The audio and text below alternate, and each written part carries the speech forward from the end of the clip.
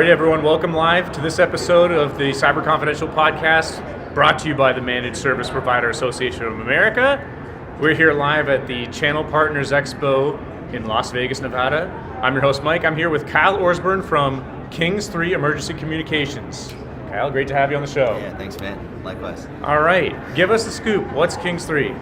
So Kings 3 Emergency Communications, all we do is just that, emergency two-way communications, primarily for elevators around the country, but also places like public pools, fitness centers, parking garages, campuses, things like that. Yeah, you gave me your fun little card for my cheat notes. So walk us through everywhere again. What is the emergency communication we're talking about, and who needs it? So yeah, specifically we'll talk on elevators. That's over 90% of our business. The vast majority of what we've done for over 35 years now. Really, who needs it? Every elevator in the country right now needs an emergency phone, as you can imagine why. But it's all code driven. So really, this industry, this portion of the industry that we serve, the vast majority of it is not a if but who. You know, it's not if you need it, but you do need it. Who are you consuming it from? And it meaning, there's a phone in the elevator cab, there's the dial tone that serves it, and then there's the person, hopefully, there's the person on the other side doing the monitoring and the emergency dispatch. Right, okay, so this is a building code requirement. Any Correct. commercial property that has an elevator needs the emergency phone line, so if the elevator stops elevating, the people stuck inside can call someone. That's what we're talking about. Correct. Okay. You're at the MSP conference here. What's the positioning that you have with MSPs? How do you work in tandem? Yeah, so we've been working in this channel, we'll say, the MSP channel, the technology channel, for quite some time, but really we've put a focus on it for the past 5 years or so. And what that means is, the MSP or the VoIP installer or the technology consultant or agent, whatever you are, if you're controlling your customer's technology decision making, you're the partner that we work with. Because it takes, in most states, a licensed elevator technician to even get behind the panel. So right. Okay, so that's the kind of conversation you want to have with MSPs. Their clients inevitably will have an elevator or the fitness center or the pool that needs emergency phone line. Correct. And if the MSP wanted to deliver it, they'd need a special phone service. Like, this isn't their regular VoIP services that they're delivering. Plus, Correct. They need the elevator technician to be certified to do the maintenance. That's correct. Okay. Yes. Yep. So the majority of customers out there, if they don't work with Kings 3, they've got we'll say a piecemeal solution for their elevator phone. We'll just stick on an elevators for this topic. And again, that's the phone hardware. The hardware in the elevator cab, the speaker and the microphone, that's something that always has, and outside of Kings 3 always probably will be handled by, managed by, touched by the elevator service company, because they have to be licensed techs to touch it. We manufacture our phones as well, and we will employ licensed technicians, so we do have the edge there. We come in and we replace it with our own manufactured in America phone. We place it in there, we rip and replace everything.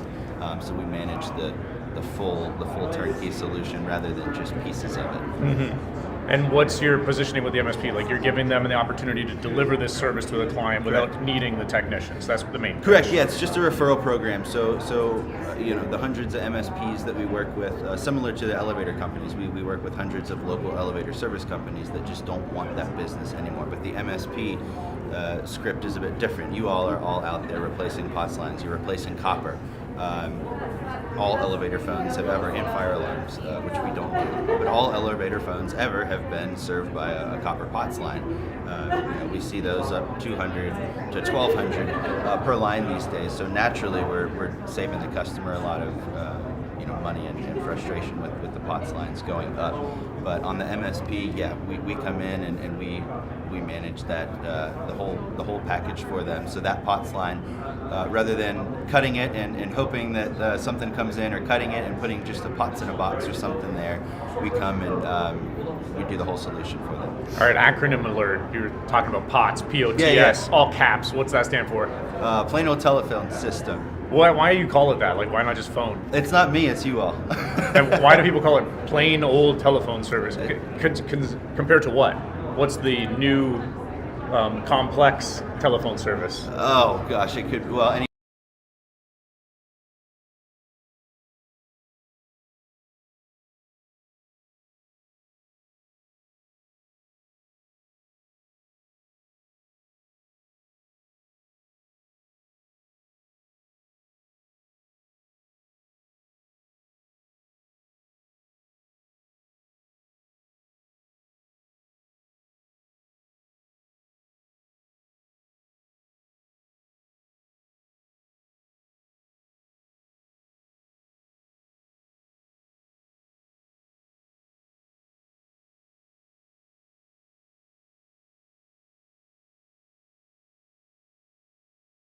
especially in the elevator. All right.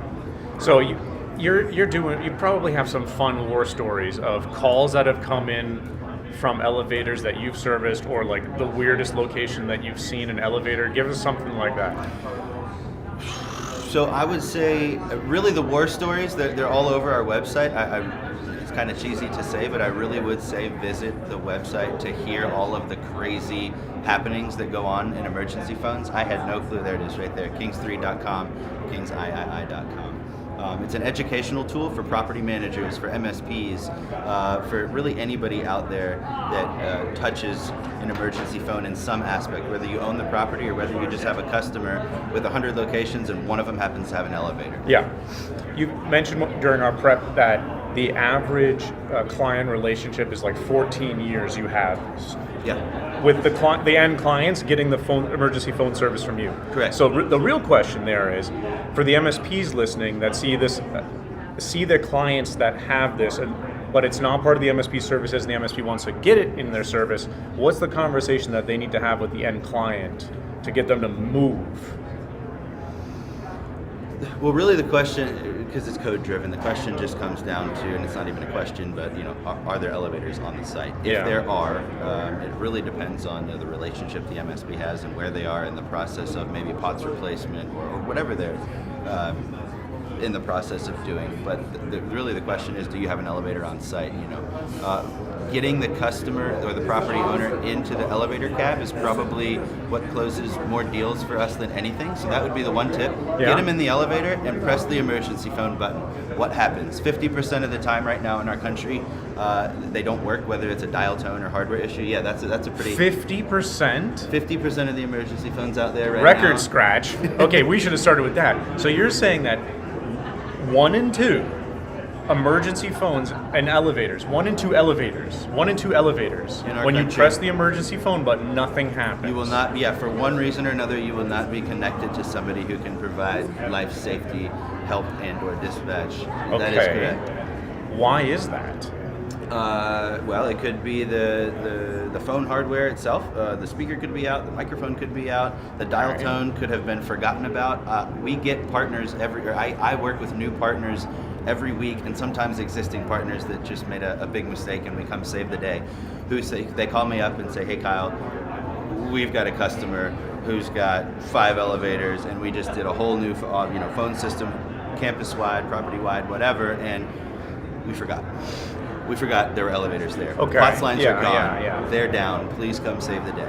Oh, so one of the cases that are contributing to this 50% phones not working is that the other phone services at the facility have been replaced in some Terminated and forgotten about. And people forgot that the elevators had the phone too. Hear it every day. Okay. Yeah. So we're in the Venetian. After this, we're we going to go go do some press all the testing? buttons in the elevators.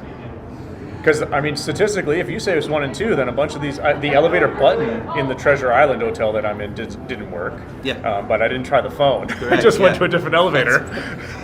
Yeah, I would say naturally, since we work here, we press every elevator button that we get into. Yeah. However, I haven't at the Venetian yet. We'll go do that right after. Largest expo center in North America. But- Okay, so this is, we're stumbling on a fun lead magnet for MSPs to get the conversation started, is to go into a client's facility, you're doing the walk around, you're chit-chatting, and then just casually start pressing the emergency phone button, because every other time that you do it, statistically, it's not going to work. Correct. And then you can say, hey, you need this by code, so it's good that I'm not the auditor. Right. And then you really think code is one thing. Code is just, from my own words, code will just put out there, here's some safety measures and practices. But then when you really think of why it exists, you can get them in there, get them into the cab, press it. If it doesn't work, that's scary. But if let's say it does work, it does connect you to a human, because code reads in layman's terms that somebody outside of the elevator has to be able to try to help you out, the entrapped person in the elevator. So the majority of these phones are ringing to the elevator service company or the front desk, or maybe straight, heaven forbid, straight to 911, which 98% of the calls that we take out of the 2.5 million per year are not emergencies. So when it rings to 911, 98% of those calls from the property statistically are clogging up their Sure. Okay. their threats. So, Yeah, okay, so this is a good conversation. And what's the experience for the business owner? Let's say, because the MSPs are listening to this, Yep. you're coaching them through this process. They now just heard of your fun lead magnet, like start pressing the emergency phone button, and it doesn't ring, and the business owner says, shoot, okay, that's great. I'm glad you found that, let's fix it. What's the transition process here to go from nothing working to Kings 3? Super simple. So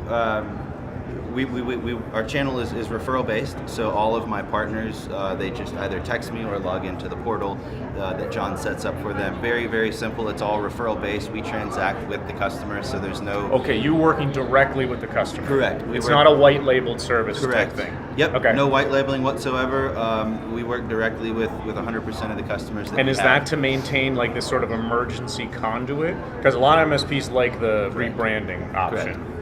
Yep, we're in the emergency life safety business. So yeah, we work and transact directly. Whenever the property updates their contacts, as we have a custom emergency call list if anything ever happens. Because I guess practically you don't want the MSP to be called in the emergency because that's another delay in providing the emergency service. Correct. Now, depending on the MSP's relationship and level of involvement with their customer, they often will be maybe number 2 or 3 or 4 down that emergency custom call list, that if something takes place, first we dispatch police or fire or EMS, and then we call the property manager, and then we call down that list of who the property wants us to contact. And the MSP very well may be on that list depending on their relationship. Mm-hmm. What's your motivation to come to the Channel Partners Expo?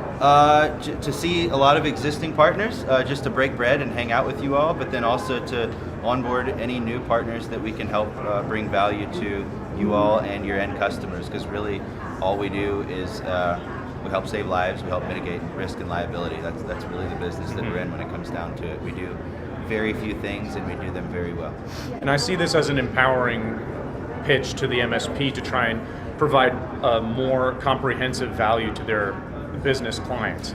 If the elevator or emergency phone for the fitness center and whatever, like you're doing property management, if they are with some other provider, this is your opportunity to expand your scope and wrap more into your managed service agreement. Absolutely. It's really about maintaining that account control, being the true trusted advisor across all aspects of technology, because this is technology, if you think of it, but this is where, technology kind of blends into risk and liability and operational budget control. And I know we don't have the time now, but to dive into how our pricing model and everything works, it really is set up to streamline that operational budget control, mitigate the risk, liability, and truly bring all of your emergency communications into one provider. Because like I said, it's piecemealed if you don't. Right. If you don't have it is a better emotional cape for the MSP to have. They're the emergency responders for the computers. Correct. Now they can still be the emergency responders emotionally for the client. Yep.